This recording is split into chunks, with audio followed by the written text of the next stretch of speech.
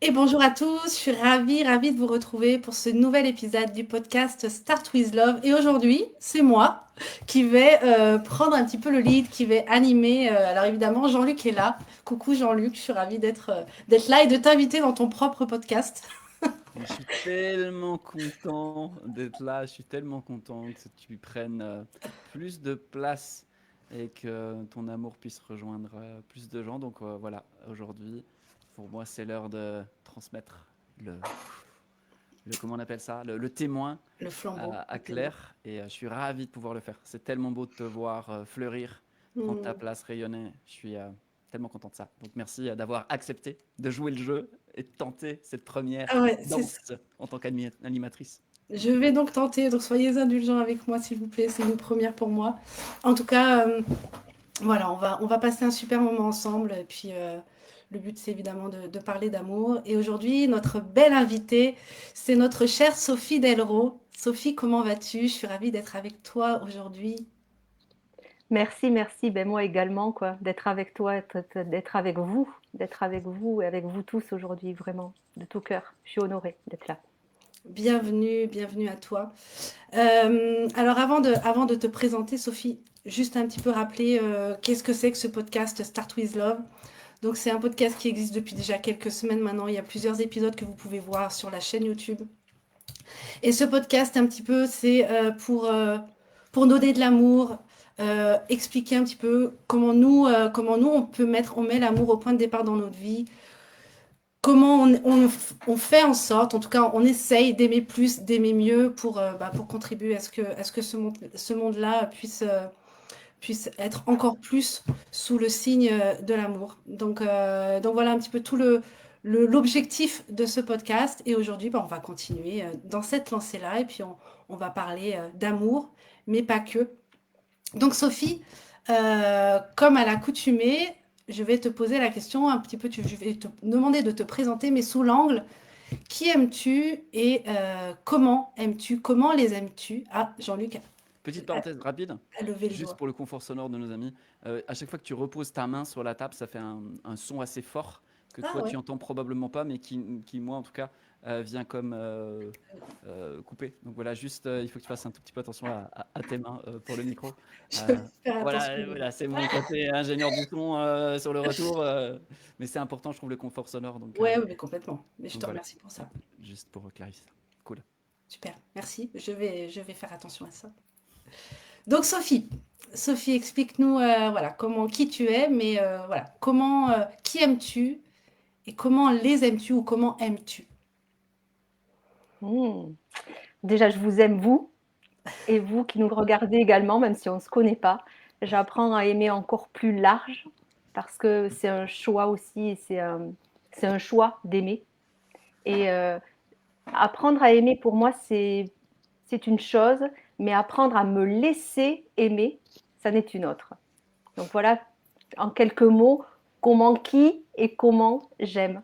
Et j'aime au mieux aussi, quoi. Je vais être aussi tranquille avec ça. C'est que je fais de mon mieux et avec ce qui est en moi, de pur, de moins pur, de tout ça. Et quand c'est pas totalement OK, ben, j'apprends à revenir, à m'excuser, à réparer, à être dans cette disposition en fait de prendre du temps pour répondre à partir d'un espace d'amour, à partir d'un espace différent que d'un espace blessé. Donc je prends du temps, j'aime à partir d'un espace, aujourd'hui je peux le dire, plus sage en moi. Voilà. Wow. Et pour moi c'est vraiment un choix aussi, ça a été un choix. Et donc, t'es qui, tu fais quoi? Je suis qui, je fais quoi? Je m'appelle Sophie Delro et je suis, grâce à toi aussi, directrice de l'Institut Protocole Call. Comme tu disais tout à l'heure avec Claire, tu as vraiment cet art et l'art et la manière en fait de permettre aux autres d'éclore, de prendre leur place. Et j'en suis un témoin aujourd'hui là, car ben voilà quoi. Moi, le choix est quelque chose de très important et très puissant pour moi dans ma vie. C'est très singulier. Et toi, tu as créé un protocole qui permet à tout un chacun, à partir de 21 étapes, d'accéder à ces à ces moments de transformation grâce au choix, de transmutation, je dirais même. sur ce parcours, sur notre rencontre, eh bien, tu m'as laissé une grande place, quoi, d'être la directrice de cet institut aujourd'hui et de transmettre à travers de qui je suis, qui tu es, et surtout ce protocole, en fait, ce processus pour poser des choix non négociables. Parce que comme tu dis, en fait, tout ce qui est négociable est négocié, et auquel je rajoute, en fait, tout ce qui est choisi n'est pas subi. Donc voilà. Génial. Et bien justement, j'aimerais bien parler de cette notion de choix qui a quand même une place centrale dans ta vie. Notamment, tu as donc accepté d'être directrice de l'Institut du Protocol Call. Donc le Protocol Call, comme tu disais, qui est un, un auto-coaching en 21 étapes pour poser un choix non négociable. Et cette notion de choix, enfin choisir pour moi, c'est véritablement un acte d'amour, de se poser avec de poser un vrai choix. Et j'aimerais vous poser tous les deux la question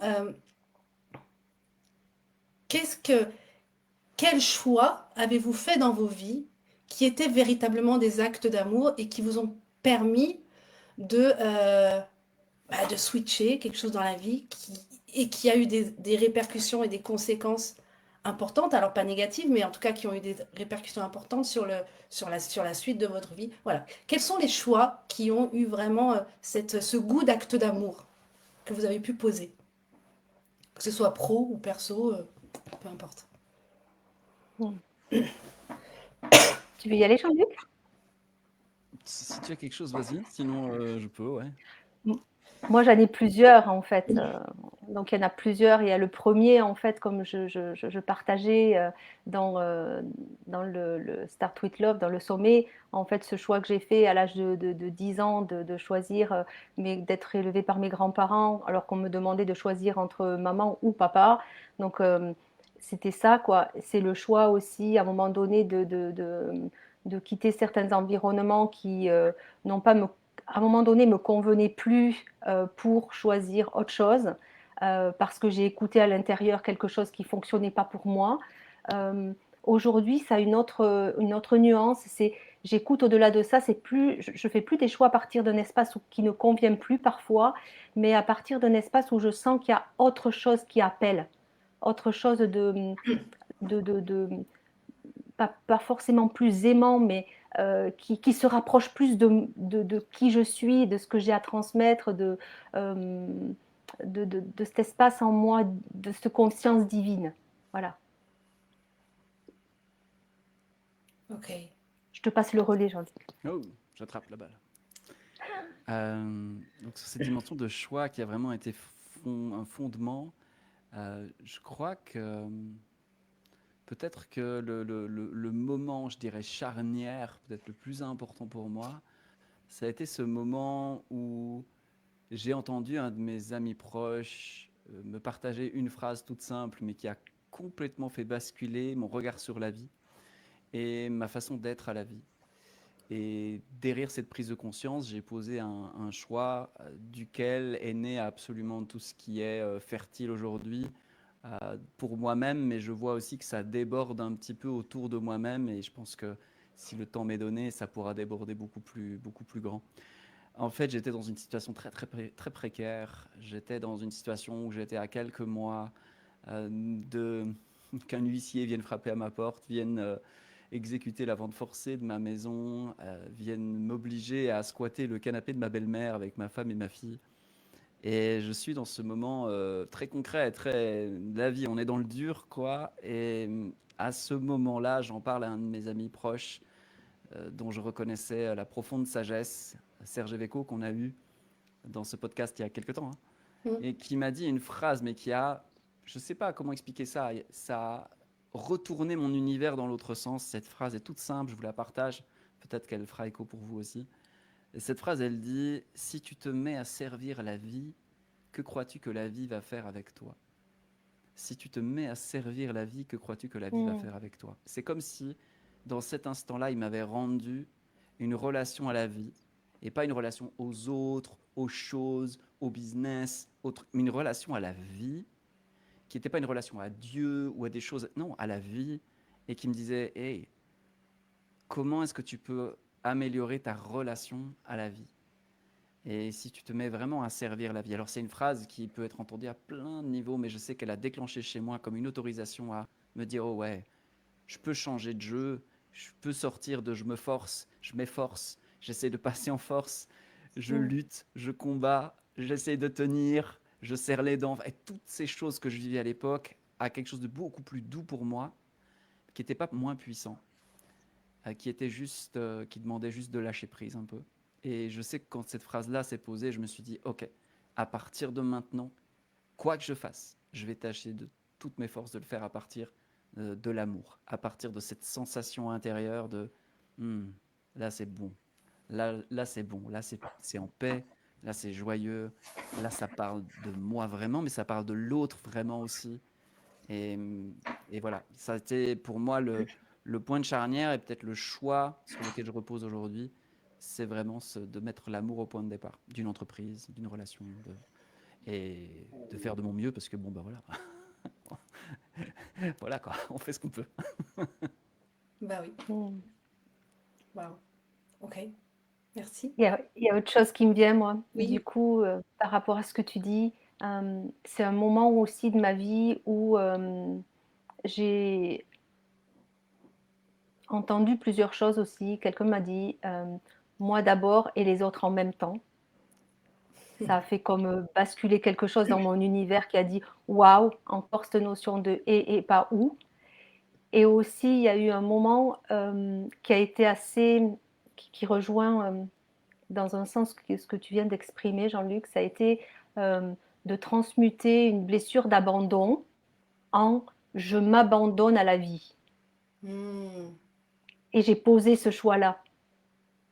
En fait, il y a eu cette prise de conscience où souvent je pose beaucoup de questions. Moi, je me pose des questions à moi-même, la vie, voilà. Et à partir d'une question que j'avais posée, comment transmuter, comment me délester de cette blessure d'abandon d'une certaine manière, c'est ce qui m'est venu, quoi. Choisis de t'abandonner à la vie, quoi. Et j'ai posé ce choix non négociable de choisir de m'abandonner à la vie. Et là, il y a quelque chose d'autre, que, comme tu dis, de beaucoup plus doux. C'est ce qui a fait écho, ce qui a résonné quand tu viens de raconter, de relater. C'était ça, quoi, en fait. Et moi, il y a eu quelque chose de plus doux et plus vivant, plus paisible qui s'est installé en moi et autour de moi. Merci. Et toi, Claire? Et vous aussi, tiens, pendant que tu Oui. réfléchis, et vous aussi, j'en profite peut-être, ça nous intéresserait en fait d'avoir quel a été le choix pour vous extrêmement marquant que vous auriez envie de partager avec tout le monde, avec nous. En tout cas, nous, on sera ravis de vous lire. Pardon. Moi, je crois que le choix, c'était il y a quelques années. Il est parti de... l'élément déclencheur, ça a été ma fille qui avait 2 ans, je crois, à l'époque. À ce moment-là, je travaillais en intérim dans une boîte à l'accueil, un boulot, mais mon Dieu que j'ai détesté. J'avais la boule au ventre en partant à ce boulot. Enfin, vraiment, j'ai vraiment pas aimé. Et en plus, et je levais ma fille à 7h moins quart du matin pour l'amener chez la nounou. Enfin, ça me fendait le cœur à tous les matins de la réveiller pour l'emmener chez la nounou pour aller faire un job que je détestais, quoi. Et il y a un matin de novembre, je réveille ma fille, comme tous les matins, quoi. Et la première chose qu'elle fait en ouvrant les yeux, elle se met à pleurer. Et elle me dit, maman, pas boulot. Et ce que j'ai entendu, moi, à l'intérieur de moi, c'est maman, arrête tes conneries. T'es malheureuse, stop. C'est ce que moi, en tout cas, c'est comment moi je l'ai entendu ce jour-là. Et ce jour-là, j'ai fait le choix, vraiment, de choisir autre chose pour ma vie. Donc, en fait, de changer de job. Et j'ai vraiment fait le choix de faire confiance qu'il y avait autre chose pour moi derrière, de beaucoup plus grand, qui me ressemblait mieux, dans lequel je me sentirais bien. Et c'est marrant parce que ce jour-là, donc j'étais en intérim, ce jour-là, la responsable de l'entreprise où j'étais, elle vient me voir et elle me propose un CDI. Donc j'étais en intérim, quoi. Et ce jour-là, elle me propose un CDI. Et avec un sourire, mais jusque-là, j'ai dit non. Non. Et elle me regarde, elle me dit, mais vous vous rendez compte? Vous êtes en intérim, je vous propose la sécurité. Je dis, ouais, mais non. Et depuis, et du coup, mon contrat se terminait 3 semaines après. Donc pendant les 3 semaines, évidemment, j'ai été ghostée, enfin, bon. Et je suis ressortie donc, le dernier jour de ce boulot-là, je suis sortie de la boîte un vendredi à 16h30 et je me suis mise à chanter Libérée, délivrée. Mais j'ai vraiment eu cette sensation de, ça y est, en fait, c'est maintenant que ça se passe. Et j'avais une totale confiance et autour de moi, on me disait, mais tu te rends compte? T'as loupé un CDI, tu laisses passer ça, mais qu'est-ce que tu vas faire de ta vie? Et pour moi, le choix, il était tellement fort et scellé à l'intérieur qu'en fait, je ne savais pas ce que j'allais faire, mais j'avais une telle confiance parce que le choix, il avait été vraiment fort, quoi.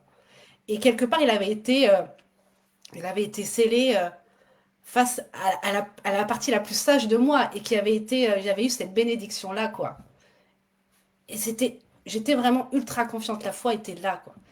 Et à partir de là, bah, il y a eu des opportunités, il y a eu des formations. Et puis, quelques mois après, il y a eu Jean-Luc Devacter qui est arrivé.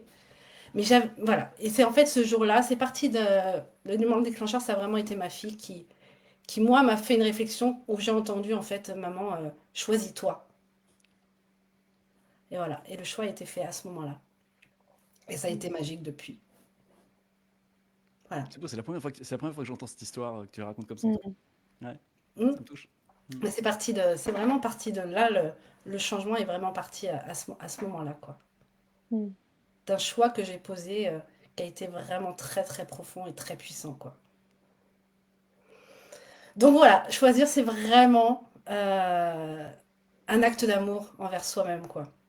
Et du coup, on peut poser des choix qui soient vraiment puissants, profonds et qui puissent avoir un impact derrière. Et du coup, ça m'intéresserait, moi, Jean-Luc, enfin, ça m'intéresserait, je connais l'histoire, mais je pense que ça pourrait intéresser du monde, le monde qui nous écoute. Comment est né ce protocole call? Qu'est-ce qui s'est passé? Il vient d'où ce protocole d'auto-coaching en 21 étapes que du coup Sophie s'est entre guillemets un petit peu approprié parce qu'en fait elle en parle tellement bien et puis enfin je sais que moi quand j'ai un protocole call vraiment fort à poser, allô Sophie, j'ai un protocole call à poser parce que ça donne une dimension encore plus profonde et plus puissante pour moi. Mais voilà, comment c'est né? Est-ce que tu pourrais expliquer un petit peu? Je crois que l'origine de l'origine, si je remonte vraiment, c'est un événement très particulier que j'ai jamais raconté en fait. C'est une histoire que j'ai jamais racontée. Vous la connaissez pas? Bah, c'est le jour où Ah! cette histoire Ouais. qu'on jamais racontée. Parce qu'il faut rendre à César ce qui est à César. Et en fait, la dimension du choix non négociable, c'est-à-dire un choix dans lequel à un moment donné, on ne laisse plus comment dire, notre ventilation mentale le négocier. Parce qu'en général, les personnes aspirent à des choses, elles tentent de poser des choix, et puis les choix retombent dans le temps ou s'effacent, tout simplement parce que c'est comme s'il n'y avait pas la force nécessaire au point de départ, ou c'est comme si, à un moment donné, on désavouait nos choix. On pose des choix, mais on ne s'en rend pas vraiment bien compte, on ne sait pas bien vraiment comment ça fonctionne. Du coup, comme on n'a pas la technicité, on essaye quelque chose, et puis ça retombe, et on ne sait pas pourquoi. Et on ne sait pas pourquoi, un peu comme quand on a une voiture qui à un moment donné fonctionne et puis elle ne fonctionne plus si on n'a aucune idée de mécanique. Si on ne sait pas ce que veulent dire les voyants sur le tableau de bord, on est un peu embêté. Ben ça, c'est vraiment quelque chose pour moi qui m'a habité longtemps. Et la leçon la plus forte et puissante que j'ai reçue, c'est à l'époque, j'étais dans l'entourage d'un enseignant spirituel. La spiritualité a toujours été une chose importante pour moi. J'ai énormément lu sur le sujet et puis chaque fois que j'ai rencontré des enseignants, j'ai vraiment voulu prendre le temps d'essayer de comprendre ce qu'ils avaient compris. Et mon maître, à l'époque, il était aussi extraordinaire en photographie. Et j'ai un élan sincère, un élan profond de mettre en lumière son travail de photographe. Donc je lui dis, ben voilà, on pourrait faire ça, on pourrait faire ça. Et il me dit, ok. Donc je fais, ok, on le fait. On fixe une date. Et puis, il se passe des trucs et je reviens vers lui en disant, est-ce qu'on pourrait bouger la date Et puis là, il m'a tout de suite arrêté, il a fait, stop, on ne le fait pas. Et moi, j'étais choqué parce que ça partait d'un tel élan du cœur et je ne comprenais pas pourquoi, tout à coup, il ne voulait pas m'accompagner dans ma recherche de trouver le truc, le chemin le plus confortable. Et en fait, sa réponse a été de vraiment expliquer que lui, il ne fonctionnait pas comme la plupart des gens dans ce monde-là. Lui, quand c'est posé, c'est posé. Mm. Et j'ai compris, en fait, quand il m'a dit quand c'est posé, c'est que dès l'instant où à un moment donné, le oui est posé, chez lui, dans son monde, ce truc-là est un jalon. C'est pas un point de repère qu'on va laisser être négocié par quoi que ce soit. Ça devient sa vie. Et donc, quelque part, son présent aujourd'hui s'articule autour des choix posés, même dans le futur. Ça m'a mis une gifle, parce que j'ai compris le fonctionnement de cet être-là, qui fonctionnait dans un absolu et pas dans un relatif, qui fonctionnait de manière non mentale. Donc, c'est-à-dire, à un moment donné, le cœur, l'intuition, c'est oui, c'est oui. Et on n'y touche plus, on n'y pense plus, on n'y réfléchit plus, jusqu'à ce que ce soit fait, on marche dans cette direction. C'était ouf pour moi, et ça m'a marqué au fer rouge. Et aujourd'hui, quand on reparle de ça, je me rends compte que c'est ce marquage au fer rouge-là qui, bien des années plus tard, va continuer de se distiller. Donc la leçon, je l'ai pris là, la transmission de cet enseignement, entre guillemets, que lui avait été chercher dans des expériences très particulières, très bizarres même. Donc c'est de là que tout à coup j'entends et je sens, oh waouh, on peut aller aussi loin quand on pose quelque chose. Ça n'a pas juste besoin d'être un truc n'importe qui va pouvoir négocier parce que voilà, ça donne beaucoup de force et ça crée une vie. Et je terminerai avec ça. Ça crée une vie où au lieu d'être des créatures soumises à 1 milliard d'influences, cherchant à faire les bons choix pour se sauver, pour assurer leur survie, pour ceci, pour cela, pour obtenir, en fait, on devient un être qui essaye d'entendre depuis sa sagesse, comme disait Sophie, quelque chose qui va poser comment dire ça, il va être défini par les choix qu'il pose. Donc, il va se faire lui-même par les choix qu'il pose. C'est ce chemin-là, moi, qui me touche et qui me parle et que j'ai essayé de rendre accessible à tout un chacun à travers un protocole en 21 étapes que Sophie connaît mieux que moi, a pratiqué plus que moi, a accompagné énormément de personnes avec ce protocole. Elle en a une connaissance folle et c'est pour ça que pour moi, c'était une évidence de lui dire, écoute, cet institut, donc la poursuite du protocole Call, c'est toi. Tu en as une connaissance plus profonde aujourd'hui. Si ça résonne pour toi, vas-y, fais-le advenir dans les mains de ceux qui peuvent en avoir bénéfice et besoin. Donc, c'est pour la petite histoire, un peu longue, mais j'ai pris les cours avec Gilles Vernick. Donc, du coup, je m'étale un peu. Gilles, si tu nous écoutes. Ouais, on retrouve les suggestions de Gilles. Pas fait exprès. Et moi, ce qui résonne quand tu parles de ça, Jean-Luc, c'est l'engagement. En fait, pour moi, c'est ça dans le choix. Il y a une forme d'engagement. Enfin, moi, je reconnais en moi ce qui fait qu'un choix, il va être négocié ou pas, à partir de quel espace je le pose. Si c'est un choix, si je m'engage dans ce choix. C'est-à-dire, je m'engage à ce qu'il aboutisse, à ce qu'il y ait quelque chose. Je m'engage pleinement dans le choix que je fais. Et je ne le remets pas en question toutes les 10 secondes. Ou en tout cas, s'il y a une once de, c'est pour à nouveau le recéler. Donc, c'est une forme d'engagement envers ses choix et envers soi. Envers soi. C'est de l'amour, quoi. Ben oui. C'est de l'amour. Pour moi, c'est de l'amour. Une fois de plus, pour reprendre ce mot, s'abandonner, on ne s'abandonne pas. Enfin, on s'abandonne à la vie, mais on s'engage. On se choisit. C'est super intéressant ce que tu viens de dire. Ça mériterait peut-être d'être ouvert un peu plus dans la nuance entre s'abandonner et s'abandonner, justement, que tu viens de très vite poser, mais je me dis, waouh, il y a quelque chose là-dessous, quoi. Est-ce que tu pourrais nous donner ta vision là-dessus? Oui, bien sûr. S'abandonner, c'est en fait pour moi, s'abandonner, il y a s'abandonner à la vie, comme je disais tout à l'heure, le moment où j'ai choisi ça, c'était comme un acte de foi pour moi, voilà, profondément. Et quand je dis s'abandonner, par moment, c'est abandonner nos engagements, abandonner nos choix. Et là, en fait, pour moi, il y a quelque chose qui nous dévie de notre axe, quoi, en fait, qui nous désaligne. Alors que, justement, si je ne m'abandonne pas, si j'abandonne pas, en fait, mes engagements, mes choix, qu'est-ce que ça crée de différent? Dans la matière, je parle. Voilà. Dans le concret, pour le coup. C'est pas que subtil à ce moment-là, quoi. C'est Est-ce que s'abandonner, j'ai s'oublier. suffisamment éclairé? Oui, en fait, je pourrais le dire même autrement, c'est s'honorer, honorer ses choix, honorer ses engagements. Voilà, ce que j'entends moi dans ne pas s'abandonner ou dans ne pas s'abandonner, c'est honorer nos choix, honorer nos engagements.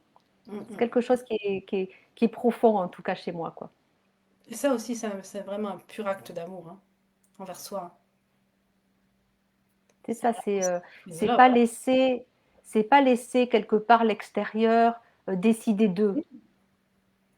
Se dire, OK, je prends un rendez-vous, ce rendez-vous, je l'honore parce que je sais qu'une fois de plus, c'est moi d'abord et les autres en même temps. Mhm. C'est-à-dire que je sais que la personne en face, elle a pris du temps, elle a agendé ce rendez-vous. Donc moi aussi, qu'à cette rencontre. Alors après, voilà. Et c'est mettre tout, faire et mettre tout en place pour que ce soit là, pour que ça aboutisse. Mm. Ça- C'est beau, hein. ben oui, ça mérite même un moment de silence juste pour intégrer, tu sais, Ouais, moi, ça me met en réécouter, arrêt, tu vois. Donc, je intégrer. sais pas comment c'est pour vous, mais il y a des moments comme ça où, comme on est en podcast, on garde, on veut comme essayer de garder le flow, tu vois, mais en même temps, il y a des silences qui pourraient s'installer. Peut-être qu'on va se permettre ça dans les prochains épisodes, je sais pas, j'en sais rien. Mm. Why not? C'est toi qui Une vois. spéciale dédicace à Gilles aussi, alors. Il y a un podcast pour ceux qui veulent Avec savoir de qui on parle, avec Gilles Vernick, voilà, qui est notre orateur préféré.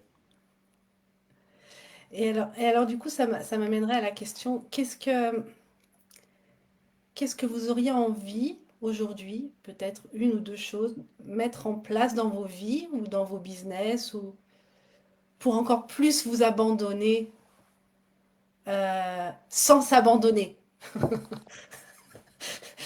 La phrase qui tue. Si vous, si vous voyez ce que je veux dire. Vous abandonnez à la vie sans vous abandonner vous-même. Est-ce que c'est clair ma question? Ouais. Oui, pour moi, ça l'est.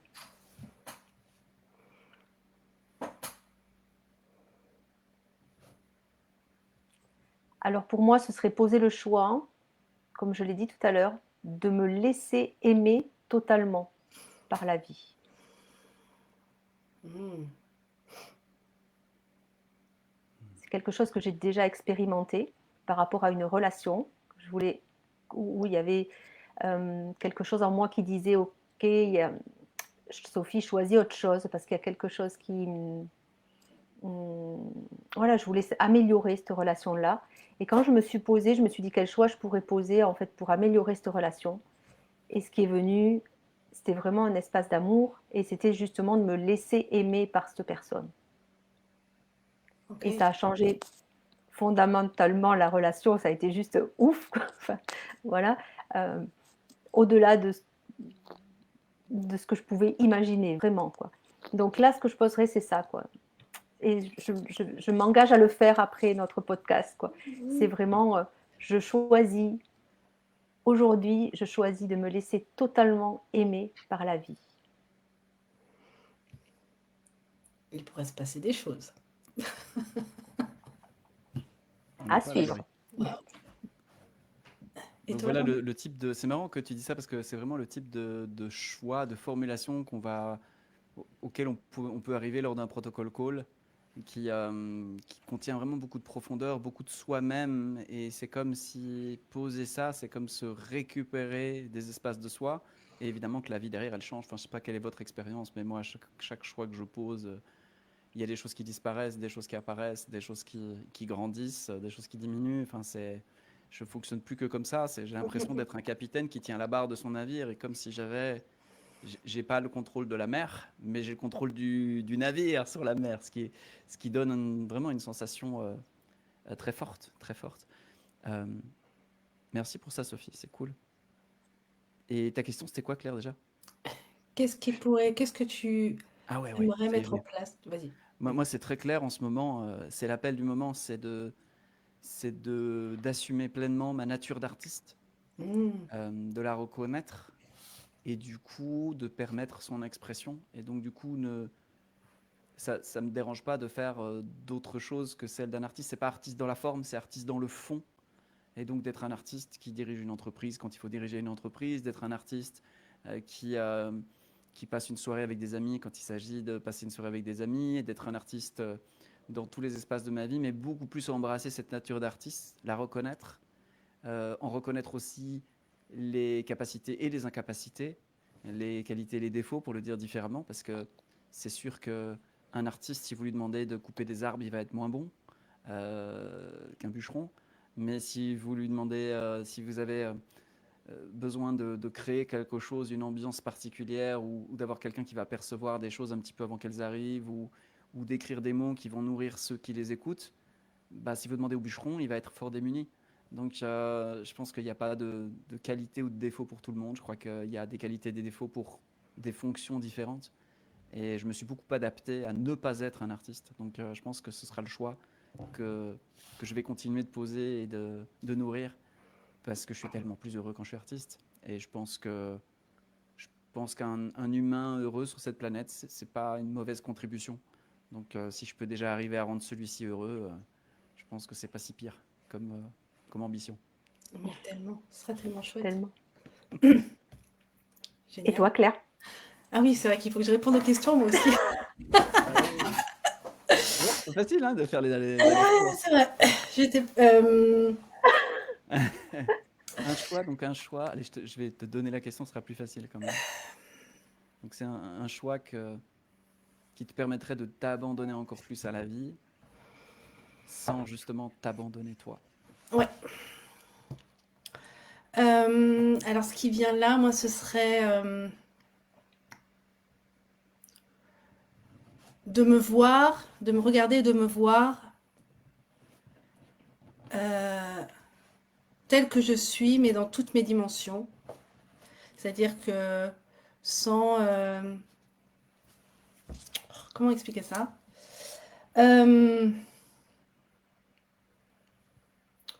On se voit souvent à travers le regard de l'autre. Et là, ce serait plutôt vraiment moi, de retourner les yeux là et d'aller voir à l'intérieur ce qu'il y a et de prendre conscience de toute la profondeur et la puissance qu'il y a à l'intérieur de moi pour pouvoir créer encore plus, aimer encore plus, donner encore plus, à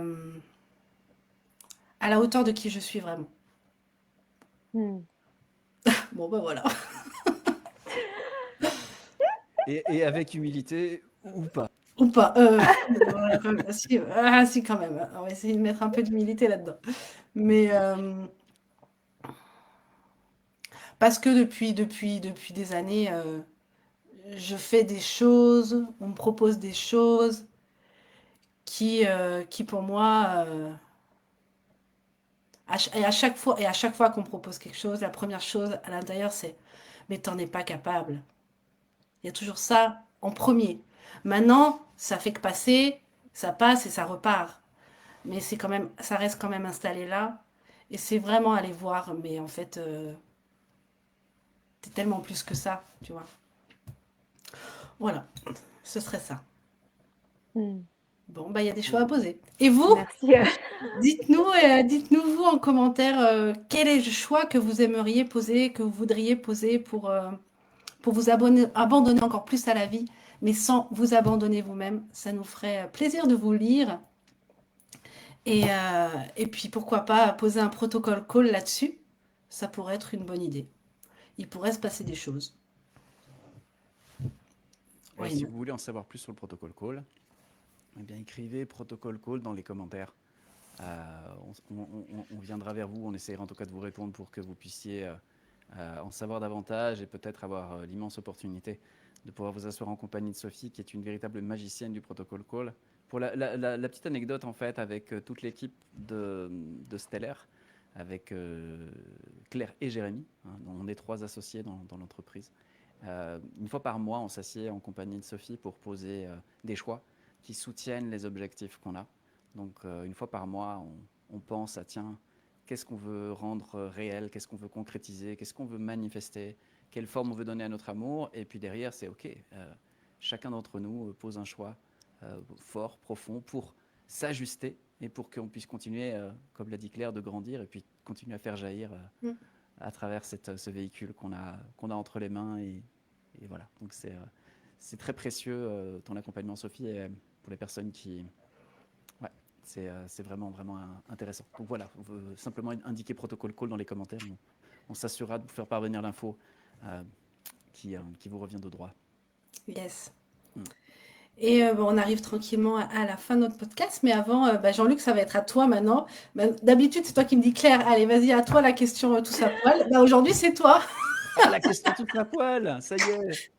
Il faut que je sois créatif et inventif. Alors, justement, moi j'aime bien faire participer un peu la communauté. Donc, vous qui regardez, suggérez-nous des questions tous à poil. Le principe de la question tous à poil, c'est la question où en fait l'invité il fait mais je peux vraiment répondre à ça? Vous êtes sûr? C'est ici dans ce podcast, vous l'avez vu, hein, c'est un ton léger, c'est un ton dans lequel on livre les choses sans chichi. On veut vraiment essayer de garder cette dimension de sincérité, d'authenticité, pour qu'il puisse se glisser un peu de magie dans cet espace. Donc l'idée, la question tous à poil, c'est de désarmer les plus communicants de nos invités pour qu'à un moment donné, ils soient ok, ça, elle faisait pas partie de mon brief, mon attaché de presse me l'avait pas posé, celle-là. Donc voilà, c'est un peu le but de la question tous à poil. Alors, je vais essayer d'en trouver une, mais si vous avez des suggestions, vraiment aussi dans les commentaires, des idées, on est preneur. Si un jour on n'a pas d'inspiration, on s'appuiera sur la vôtre. La question tous à poil du jour. Alors, moi, j'ai envie d'aller questionner. Ouais, j'ai envie d'aller questionner ce sujet-là.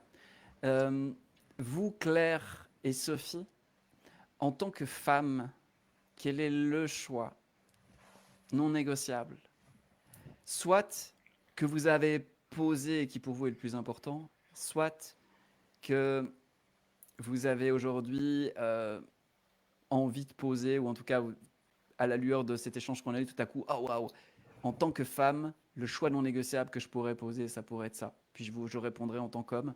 Je me dis que ça peut être cool. Puis vous aussi, en tant que femme, en tant qu'homme, dites-nous aussi quel est le choix non négociable qui prendrait soin de la réalité d'être incarné dans un corps féminin ou de la réalité d'être incarné dans un corps masculin aujourd'hui dans le monde dans lequel on vit. Ok.